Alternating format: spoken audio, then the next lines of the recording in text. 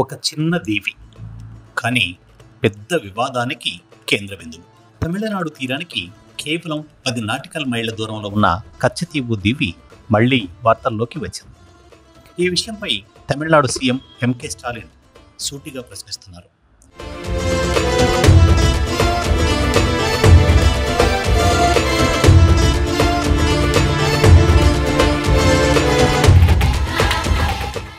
కచ్చతీవు మాదేనని చెప్పిన కేంద్రం దాన్ని తిరిగి తెచ్చేందుకు గడిచిన 10 ఏళ్ల కాలంలో ఏం చేసింది అని ప్రశ్నిస్తున్నారు. వాస్తవంగా 1974లో ఇందిరాగాంధీ ప్రధానిగా ఉన్న సమయంలో భారత్ ఈ దీవిని శ్రీలంకకు అప్పగించింది. అయితే అప్పట్లో కొన్ని షరతులు కూడా విధించింది. తమిళ జాలర్లు అక్కడ వేటాడవచ్చు, పండుగలు నిర్వహించుకోవచ్చు.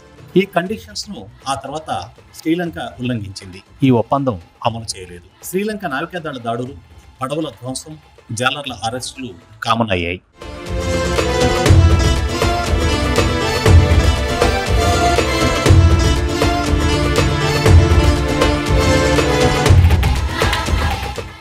ఇదే అంశంపై స్టాలిన్ మాట్లాడుతూ కచ్చతీవును తిరిగి భారత్కు తీసుకురావడం వల్లే జాలర్ల సమస్యలకు శాశ్వత పరిష్కారం ఉంటుందని స్పష్టం చేస్తున్నారు. ఒకవైపు భౌగోళికంగా సమీపంలో ఉన్న ఈ ద్వీపం, మరోవైపు మత్స్య సంపద, ఆధ్యాత్మిక అనుబంధం.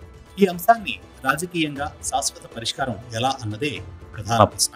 ఇంత చిన్న దీవి కోసం ఇంత పెద్ద ఉద్యమం ఎందుకంటే ఇది మనది కాబట్టి.